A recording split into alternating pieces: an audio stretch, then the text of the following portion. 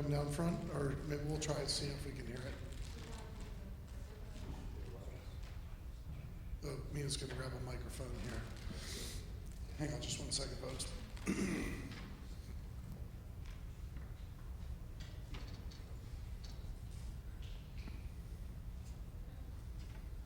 Okay, great. So we'll have a mic on either side, and I know somebody down here had a question. We'll start there, and then we'll work our way around the room. Hi, I'm Kelly.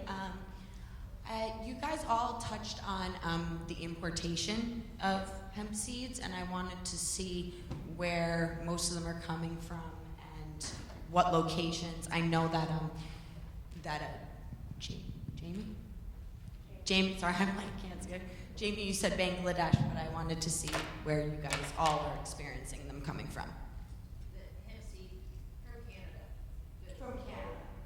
My company's hemp seed is coming from European Union, specifically from Austin, Italy. Are you talking about the nutrition or the? Can you speak with the mic? So Either or. I'll take a quick swing. There are actually a number of sources around the world, and if we're talking about viable seed, Right. certified pedigree, we're talking about European Union. Their actual hemp industry was vibrant in Eastern Europe until the wall was taken down. The Western mentality against hemp cultivation swept in, and then the Eastern European hemp industry collapsed. So a lot of what they still have in Europe is it's been kind of sequestered and hidden aside. But France, Italy, Amsterdam, Spain all have good things going on. Romania. For my upcoming work, I do have some from Canada. I do have some from Europe, but I'm also going to be sourcing out of Australia, and both China and India also have pretty significant hemp industries. So there's a hodgepodge, and it's a matter of different strains, different whatnot. I think.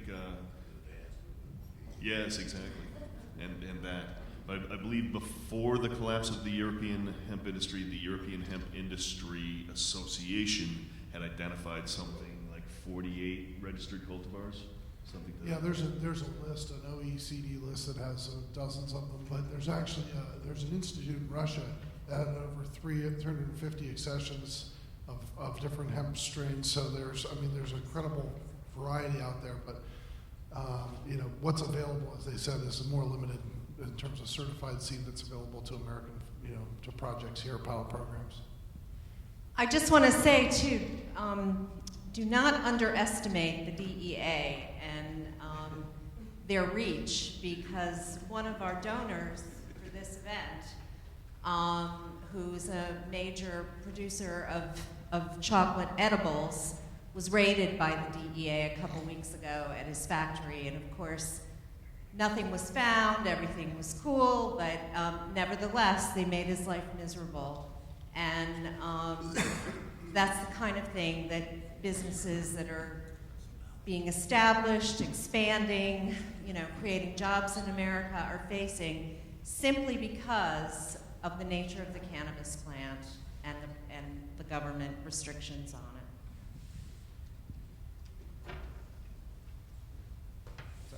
Given the versatility of hemp and economies of scale, are you worried about one company monopolizing the industry? Just think about the fact that the United States imports 75% of Canada's entire harvest. They're gonna have to get through me.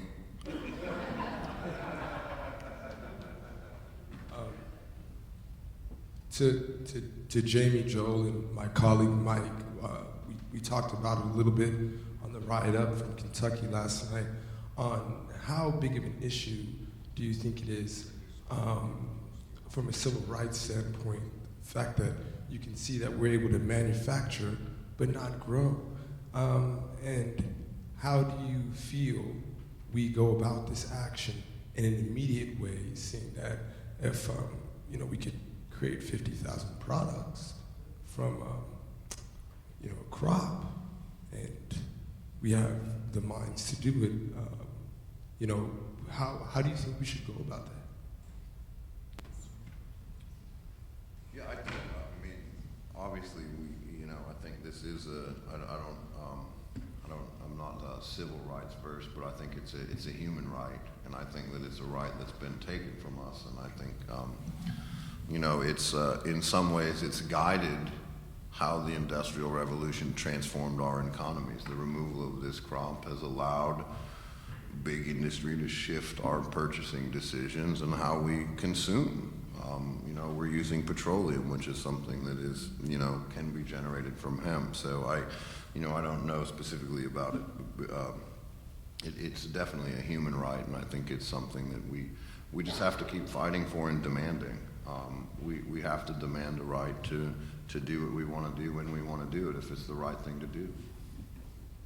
And just purely from, if you think back along the timeline, the very concept of lobbying, corporate lobbying, what was perpetrated upon the United States in the 1930s under the auspices of marijuana was effectively to take hemp out of the picture. Because we had all these lumber barons, and we had DuPont that had just figured out synthetic rope. And just by spinning it that way, they took hemp out of the picture. Every war that's been fought over petroleum, every vet that has fallen, it all comes from that initial ruse. So the DuPonts and what was the other guys? The Rockefellers and all of these, William Randolph Hearst, all of these massive family fortunes were on the back of every single one of us. It was a phenomenal job of corporate lobbying, and probably one of the best ever pulled off in the country. And we are where we are because of that. Toxic everywhere, countless deaths. It's just been one social justice nightmare. And it still is. It still is, and we're still perpetuating the same tagline. I mean, it's the same thing. You know who my biggest threat is on my farm? I'm backed up against the Daniel Boone National Forest. I can tell you how happy my neighbors are with me. We're cross-pollinating their crops, and they're pissed. It's not the DEA that's mad. I mean, but that's what they're saying. They're saying that I'm going to hide marijuana in my crop. Well, there's this thing called biology. And when you put a male and a female together, a little bit of magic happens, and some seeds and an egg or whatever pops out, and the guys that are growing backed up to me don't really want any seeds or eggs going on in there. And as soon as that happens, we've diminished the value of their crop by 40 or 50%. So if the intention really was to eradicate marijuana, those Blackhawks would be dumping the 40,000 pounds of hemp seed that they won't let us bring in from Europe right now across the American landscape and eradicating marijuana.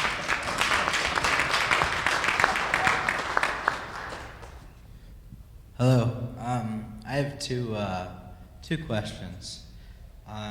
We're a small specialty cut flower farm in Connecticut, and if we were to growing hemp is a lot easier than growing some specialty cut flowers because it's a lot of varieties. It's a lot of work. It's easier to grow hemp, definitely, but I don't know for sure. Anyway, my first question is, if we were ever to allocate some land for hemp, would we run into the same problems you did? And two, is there any kind of market once it's grown in the U.S. to sell to the U.S.? I mean, with all the red tape and stuff like that, it seems kind of unmanageable. So, Thanks. With that comment about 75% of Canada's entire harvest coming to the United States, you have to understand that there's a $500 to $650 million annual trade deficit because we are importing the raw materials to make shirts, to make soap, Dr. Bronner's and whatnot. So yeah, clearly it's there, and you may have come in after I spoke, but processing equipment, the upscaling of processing technology is what we need to do to get to the next step.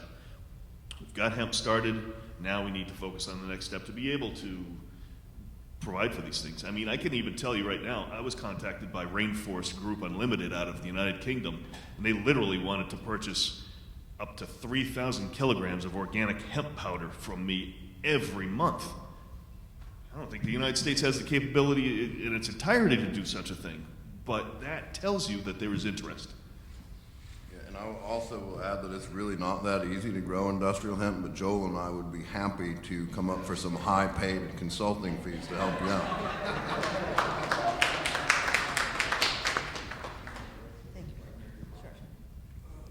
If you know, and I'd like to touch on that. Sorry, I have a cough drop now because I drank all my water and I ramble on. But you know, this infrastructure thing is one that I run into a lot. Well, there's just no infrastructure, so let's not do it. Well, let's remember that I live in rural America where they manufacture the need for a new road so that they can build infrastructure to create jobs. So that barrier is not a barrier. That is a huge bonus to this. We have to build an industry. We have to build infrastructure and plants for our workers to work. Well, geez, that'd be better than that road that cut my downtown out from all the traffic and put a strip mall out there for people to work at Wendy's. I mean, And one of the folks to whom I was referring with Next Gen Technology, he's actually going to be selling some of his hemp processing technology to International Harvester sometime in the next few months. And I've recently learned that John Deere actually makes a lot of the hemp harvesting equipment that gets shipped everywhere in the world, but hardly used in the United States, if at all. do they have anything for my donkey? A carrot. Okay, thanks. Thank you all for putting this on about hemp. I think it's an excellent production, and you hit every area. My question is for Mr. Callahan, and that is for the hempcrete. Since that's a plant product, is that really R30? Is that what you said, R30? I'm sorry, could you repeat that, please? The question was on the insulation value, the R value. Was that a 30 for hemp, the blocks? At 12 inches? Okay. Okay. It's theoretically an R30. The tested value for hempcrete is R2.5 per inch, and that doesn't account for any thermal mass, but that's just thermal resistance. Okay. But, so it has a theoretical value of R30. However, typically when we're doing energy calculations, we take it down to about R27.5, and the reason is that there is some compaction that is done to the outer, about the outer inch and a quarter of the hempcrete, so you've got a slight reduction in R value in that very outer bit, the outer part of the wall. So, but yeah, it's R27.5 definitely. Okay, that's and that's great. that's just a straight resistance value, not accounting for any other factors. For 12 inches? And Correct. the other question I had was, how are the farmers looking at hemp as a product? To actually, the Connecticut farmer here was talking about that. How are they looking at this? Is there excitement or interest? Yeah, I mean, I haven't been home for about a month and a half because I've been all across the country talking to House and Ag Senate committees because farmers have been asking to grow this crop. You know, I specifically would say I was in Iowa 2 or 3 weeks ago, and you know, they had a huge group of farmers that came in for this legislative meeting where I did a presentation on the benefits of hemp. So farmers are interested, but you know, in my state they're interested, but they're very cautious. You know, we have our tobacco settlement fund every year delivers us a new crop that's going to replace tobacco. You know, first it was bell peppers, and then it was eggplants, and then it was, you know, whatever the next one was, and now we're showing up and saying hemp. But you know, this year we've gone from 2014 to less than 50 acres to this season we're going to have over 4,000 acres in the Commonwealth of Kentucky with 200 farmers. This question is for Tim. You talked about this concrete, and I've seen it before, and I've seen different versions of it. The one thing I've never seen anyone use it for, and I wonder if you have any experience with it, is how does it react when you mix it with rebar, the metal that goes into a structure to build the walls? Thank you. Okay, good question, and that's one that can be a challenge. Sometimes people are compelled, or because they may not choose to find another way to use steel within the wall. As I said, like a lot of materials, there are things with which it plays well and things which other materials that it's not really wants to play very nice with. Ferrous metals are one of those things. So, like just bare rebar in a hempcrete wall is definitely not a good idea. The kind of the backstory to that is that because of the structural capabilities of the material, it needs, especially if you're in seismic or high wind areas, you're going to need probably some additional structure. It doesn't have enough, unlike concrete, because it's not rigid like concrete. It's not going to have the inherent structural strength to support a roof, or maybe have enough shear strength to withstand 110-mile-an-hour winds or seismic forces. So that means you do typically need to have other ways of giving it those structural characteristics. That can be achieved by a timber frame or steel, but it can't have the steel within the wall untreated. So you can paint it, you can cover it, but direct exposure of steel or other less noble metals with the lime, you're going to have a reaction that will degrade that material over time. Hi, my name is Katrina. Oh, hi. Well, again, thank you all for being here. I'm from Suffolk County, Long Island. I'm not really from New York City, but we don't really get a lot of information like this out where I'm from, but it's really cool to be able to, right? It's really cool. Yeah, we have no idea about stuff like this. Yeah, definitely. So how do you, well, my question is, how do you kind of like reverse the psychology of being such a tertiary society where we rely on other people to a product-based one?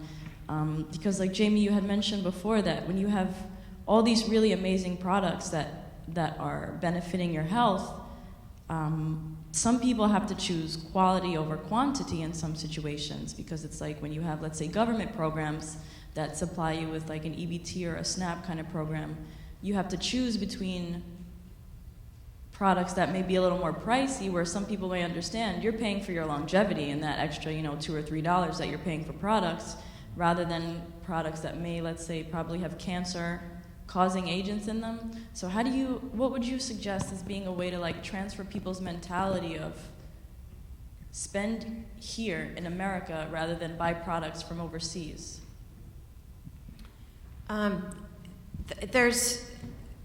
This is a process for me that I have learned in the last couple of years, and it becomes one-on-one discussions. And I know there's one entity that I've become familiar with. It's called American Made. And for me, it's just been a one-on-one conversation. And one of the things that I find interesting is whether it's Kentucky, Indiana, whatever state it is or Vermont, that's an agriculture state. Why would we not want that product? Why would we not want our products to be bio-based, to be plant-based? Because then you're fulfilling the entire loop of the economy. And that's just what I try to explain to people, and therefore, I mean, trust me, all of us we give our entire time to this issue. So when I go to the store, and for not a lot of money, so when I go to the store, if I can buy a $5 jug of conditioner for $4, or an $8, tiny thing of shampoo, of course, I want to take that jug too. But I realize that I have to do what I can to make a point. But I think you have to talk to your legislators. One of the things that I've encouraged people in other states, go straight to their ag departments, go straight to Farm Bureau. Eric and I had a conversation when I started this process, because I thought the fact that our state Farm Bureau had amended their policy, to me that seemed like a slam dunk, not at all. Because Farm Bureau basically is about big ag right now. And we're in Indiana, we're fighting the organics and homegrown, but another entity, there's Kentucky, Indiana I don't know about other states, but we've developed programs. Kentucky has Kentucky Proud. Unfortunately, we stole their director, and now we have Indiana Grown. But that type of thing, in grassroots movements, to bring the awareness. And it's, in Indiana, we've had to be careful. I have a lot of young people on my team, and they want to push sustainability in the environment. And to be quite honest, some of the farmers don't care about that. They need their bottom line, need their profit. So we've tried to draw the circle and bridge the gap from growing, processing, to consumption within our state and the country. There was an old saying when I was in environmental studies, which was, how do you convince a farmer to worry about conservation when he's struggling to feed his family? So a lot of this is dissemination of information to the younger people, utilizing the existing academic institutions, trying to get people more engaged at an earlier age, get that momentum going in that direction. I think that I'm sure I speak for all of us up here when I say that I think there's a huge educational component to all aspects of what we engage in. And part of that, I think, is about broadening the scope of how we consider our values and what it is that we're really achieving and creating with the decisions that we make every day about how we act, the products that we purchase, the businesses that we support.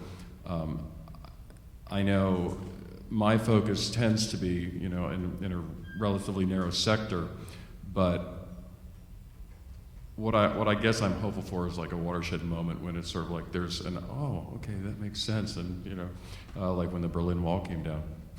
Why have we been doing it this way? It doesn't, I think you said it really well, Mike, just about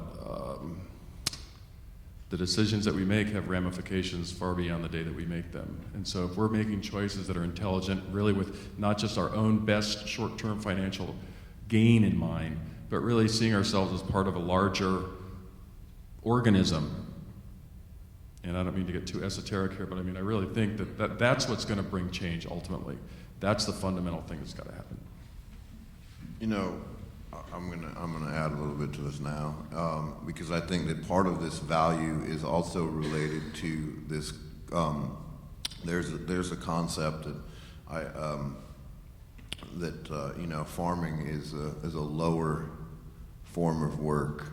Your kids, we've been conditioned to make sure that our kids get off the farm and that they move up into the cities and they get bigger jobs. So I think it's very hard for us to rationalize a bio-based or a plant-based society when we've been sort of convinced that farming is the lowest of the low. You should be able to get up out of the farm, get into the city, and go to a factory and close the door and go to work. And so I think that's part of the bigger cultural and social issue that we have to address as well.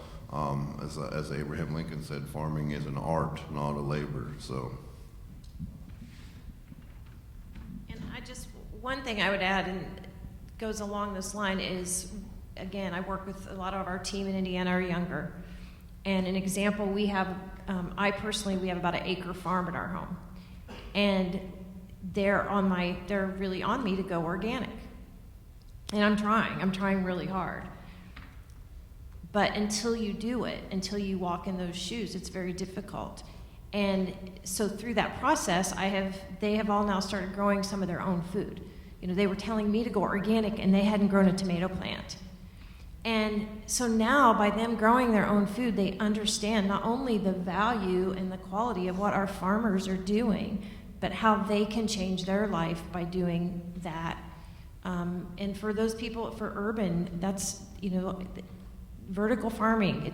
There's all kinds of things. I think Paris just committed to rooftops. Anyone that has rooftop access has got to use it for gardening.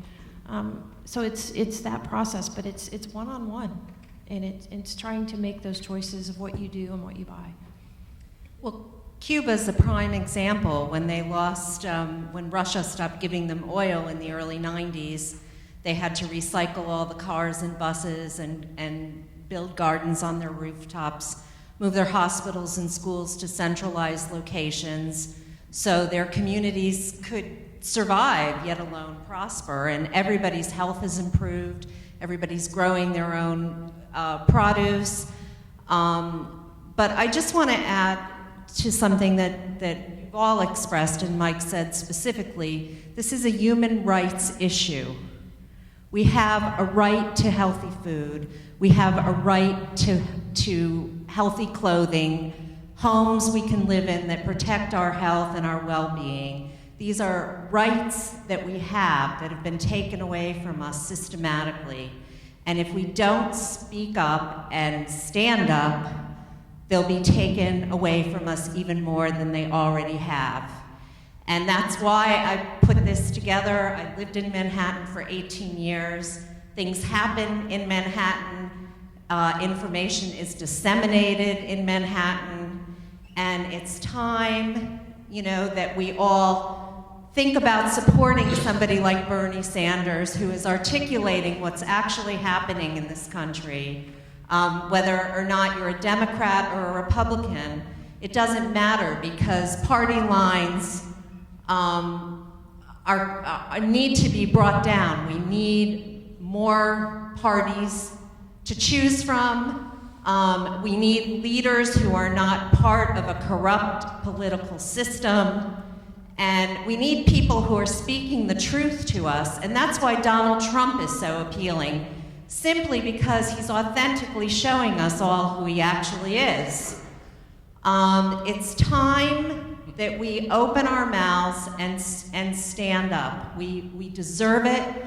Our children should not have our recycled plastics going to China and producing cheap toys that come back and make them sick simply for the money. And hemp can solve so many issues on so many levels. And that's why thank you guys for coming at your own expense, coming here to New York. We are putting these presentations up on YouTube so we can share them on the internet community. There is a second panel next Saturday, same time, same place. And I have been in discussion with Bernie Sanders' campaign office. It's possible that he may be making an appearance next Saturday. But please, speak out, share what you've learned here today, and don't be intimidated. I mean, people have mixed feelings about me. They either think I'm great or they think I'm a royal pain in the ass. But the truth is, I open my mouth when it's important to do so. And that's what we all have to do now, because we simply can't afford not to. We have another question over here.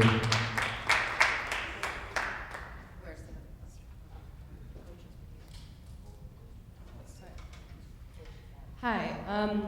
So as an emerging biodesigner, I'm curious if you know of any scientific developments that have brought out the qualities of hemp that may be developed for future technologies, and if you yourselves have experimented with using it as a biodesign matter. Well, you're talking about fashion design, not just with fashion design, in all facets of industries. So I'm from the Fashion Institute, so my field is directly with materials for fashion, but I'm really expanding on any sort of facet. Go ahead, Tim.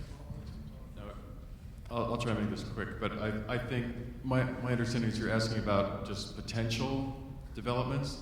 I think it's really limited. It's like anything else. It's limited really by our own imagination and its own physical properties. I mean, there are limits to things. But I think one of the more interesting things that came out that I heard of, and this was at a conference last fall, is hemp being used for superconductors, and that it's actually a lot. I mean, this was pretty brilliant. It's actually they're able to process it is faster than typical silicon conductors. So, whether that actually finds a marketplace application, but I think it just shows that once innovation gets unleashed, who knows what'll happen. I think right now we're up against just a lot of practical barriers from from a number of arenas. So I'd say that's what excites me about. Let's just open this up to people that want to experiment, that want to play. Let's find out what it can do. Yeah, I'd like to add to that, and that one of the things that's happened with having prohibition and not being able to work with is that we've lost all this opportunity to do research and to develop new things, and so now it's just starting to happen. And I think when American researchers and the companies apply their ingenuity to this plant, there's going to be incredible potential. I mean, we've already seen some. Tim mentioned that. There's also, I'll mention composites. I don't know if we didn't talk about that much today, but BMW and some of the other auto manufacturers have been using hemp-based fibers and other similar natural fibers in a composite material to replace fiberglass in automobile parts. And it's served several purposes. First off, it's lighter weight. Secondly, it's, we got it right here. Mia's got, somebody's got the BMW door panel here. So you can take a look at that. This is a composite material that was developed in Europe. So just another example. And I don't know if that helps. Just to clarify the supercapacitor reference that's been made a few times here, it was Dr. Mitlin that identified that the basic carbon structure of hemp, just basic carbon structure, is a better supercapacitor than graphene, which is a synthetic that is cost prohibitive to even deploy. So when we talk about a supercapacitor, we're envisioning a battery that can both charge and discharge instantaneously. If and or when hemp supercapacitor technology is deployed, and the company in California that is pursuing this I believe they were funded to the tune of $100 million last year, their first round of angel investment. This will completely change the entire electrical infrastructure of our nation. Beyond imagination. That professor, by the way, David Mitlin, is a professor at Clarkson University here in New York. So, already some good things are starting to happen. Okay, we have another question over here. Thank you. About hempcrete, the R factor between hempcrete and straw bale seems to be approximately the same. I'm wondering if you've ever compared the two types of construction in terms of time of construction and labor. Have you done that, and how do they stack up? So you're asking about the comparison between using hempcrete and straw bale? R factor. There are claimed.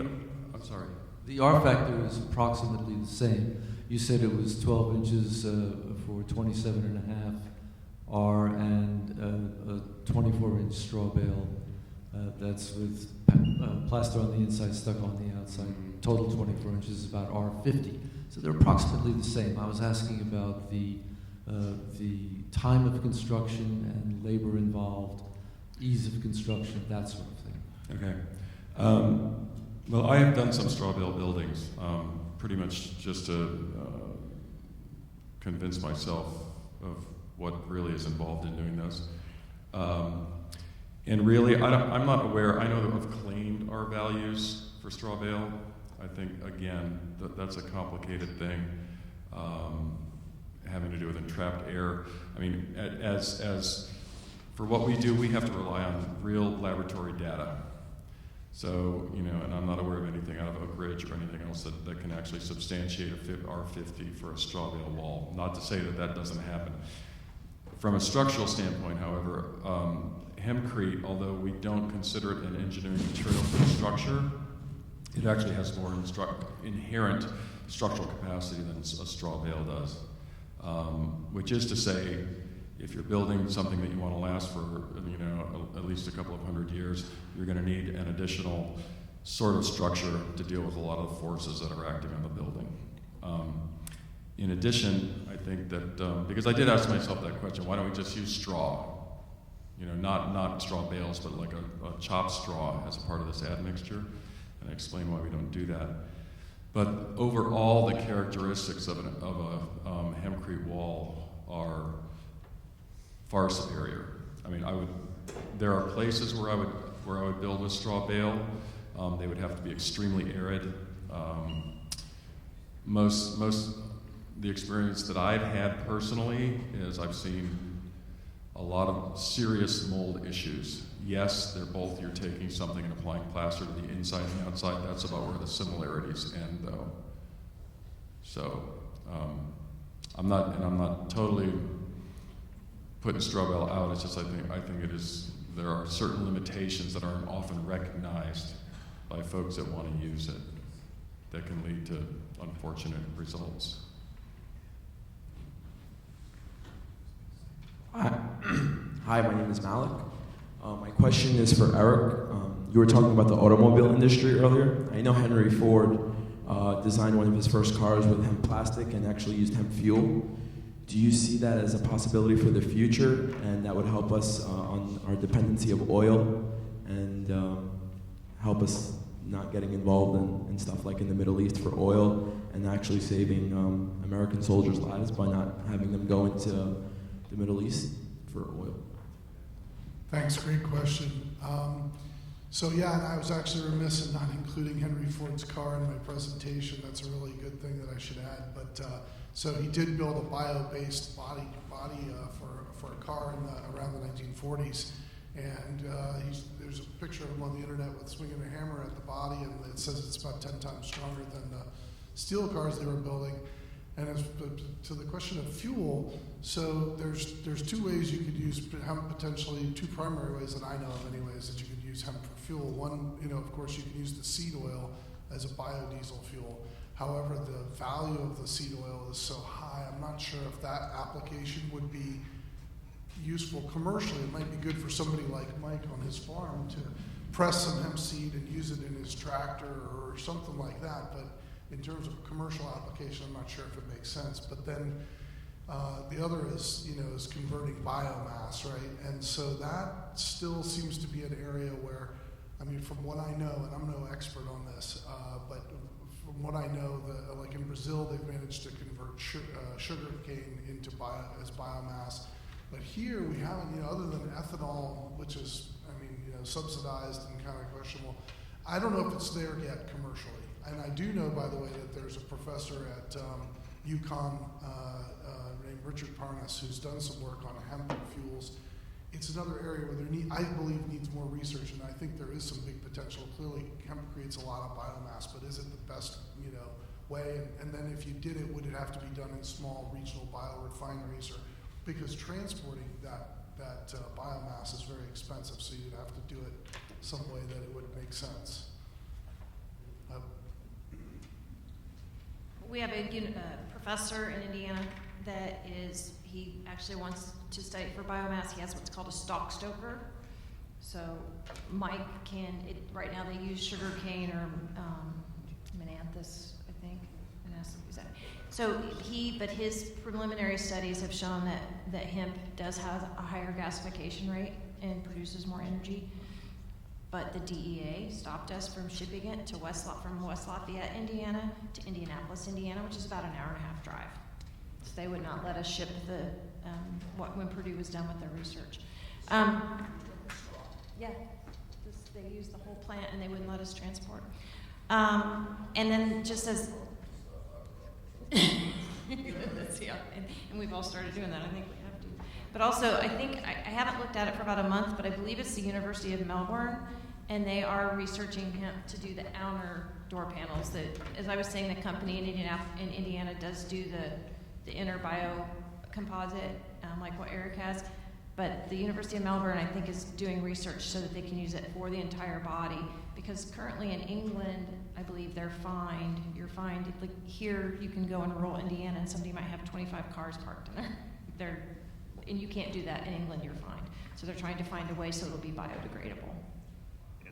And the lesson there is don't tell the DEA. Is it the DEA? Who is that? I was trying to send I actually have a fuel thing, but all this reminds me, I want to tell this anecdote. I have a friend who's coming from Canada down to Kentucky to the Sheep and Fiber Festival, and we are going to do a joint demonstration. I'm going to break and process, and she's going to spin. And the DEA denied my shipping her 4 ounces of basta fiber because it was a controlled substance. But we have on farm, not necessarily for biofuel, but we have just started experimenting with pelletizing, running the hemp herds through our extruders. and using those in the stoves that run our greenhouses. And we've actually, I'm not a scientist, I may have hinted at that, but we're seeing that it burns a lot longer and a lot hotter than what our normal wood or corn husk pellets are. So it's pretty interesting. To that point, actually, the studies have been done, and it has similar ash content and BTUs and R value to standard wood pellets. So you can actually run pelletized hemp in a standard wood pellet stove.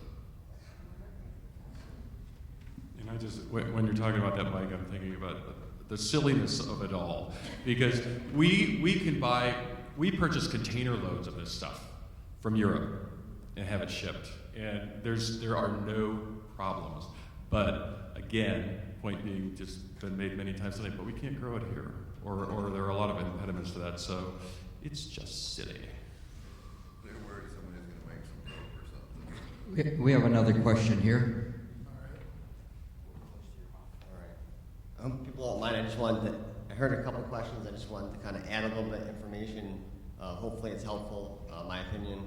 But I know in Asia, they're doing a lot with silk. So I think that's going to be the next fabric. It's one of the best plants to make silk out of.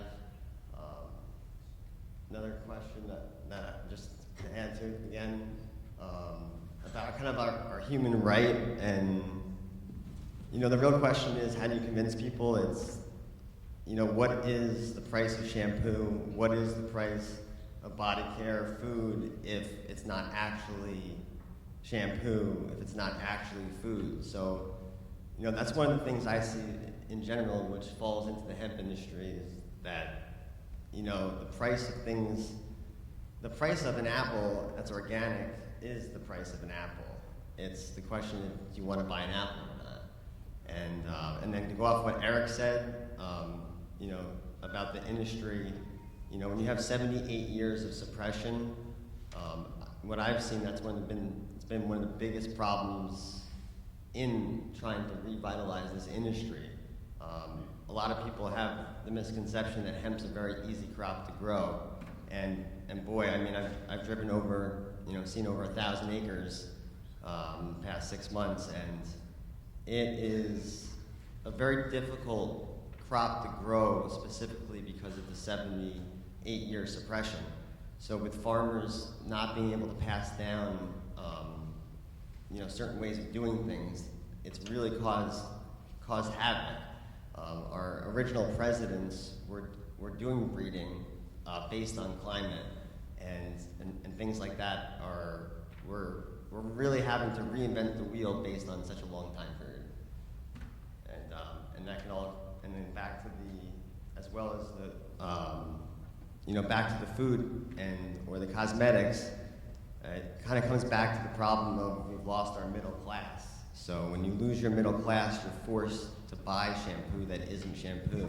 You're forced to buy food that's not food. But at the end of the day, we could use more of our income towards actually buying the products that we want. And we're one of the only nations that spends, the least amount of our money on, on food, nutrition, and clothing that doesn't give you cancer. Comment? Can I just cut in? We're getting close to 2 o'clock, and Rick Trojan has the Hemp Road Tour to share with us. So I, encourage everybody to write, email. My email is on the brochure, and I'm happy to forward or put you in touch with any of the speakers. If you have more questions, comments, ideas, please get in touch. Education and informing is the most important thing that we can do, and that's what we're doing here today. How about a big round of applause for our Vanna White coach, Freddie.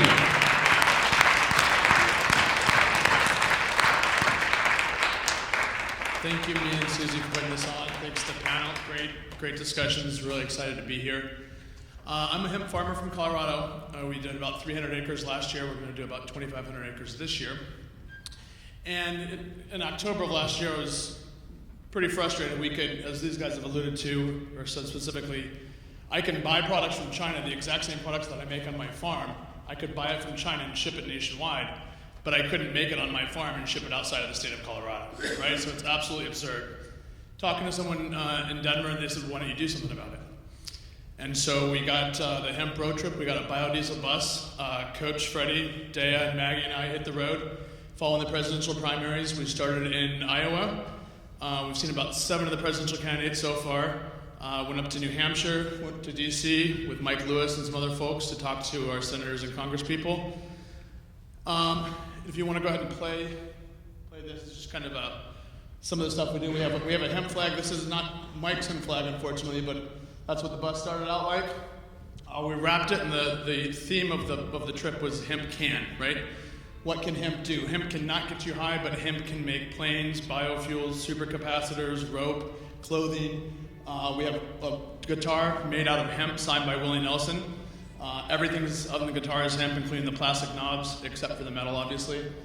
We've met farmers, we've met students, we've met professors, just regular people, and really we're going out there it's a completely neutral, single-issue bus trip, going out to spread the word about hemp, tell people what it's not, tell people what it is, help pass the Industrial Hemp Farm Act, which Eric said was House Bill 525, Senate Bill 134. And really when we were on the Hill, what we heard was that our congresspeople, our legislators, both on the state level and federally, need to hear from us. So they need to hear, we make the economic argument is straightforward, the environmental argument is straightforward. I mean, my company, just in the last year, we've created over 25 jobs directly. We've impacted over 100 other jobs, auxiliary jobs, just with 300 acres. I mean, imagine what we can do if every state has thousands of acres going, right? I mean, we can really transform our economy and transform our environment. But they really, all the politicians really need to hear from us. So please come out, take a look at the bus outside. We have a bunch of different products on the bus as well. And really write to your congresspeople, call your congresspeople, your senators, legislators, and let them know that we need to have this plant legal to grow. We're the only G7 country in the world that doesn't grow this crop. We're sending out $600 million last year. We sent out to places like Canada and China and the EU. And along with that money also is jobs, right? All those jobs could be here. We could be growing this crop here. It's absolute absurdity that we as farmers can't grow this plant and make the products like the BMW door we see in front of us. It's absolutely absurd. So please, call your congressperson, call your legislator. You can go to hemproadtrip.com, and we're going to have a link there, a call to action link, so you can look up who your congressperson is and write them directly. So here's some pictures again of the bus, and please come out. It's parked right out front. So if you guys want, we'll be there right after this. If you want to come on and take a look, see some of the products we have, that would be great.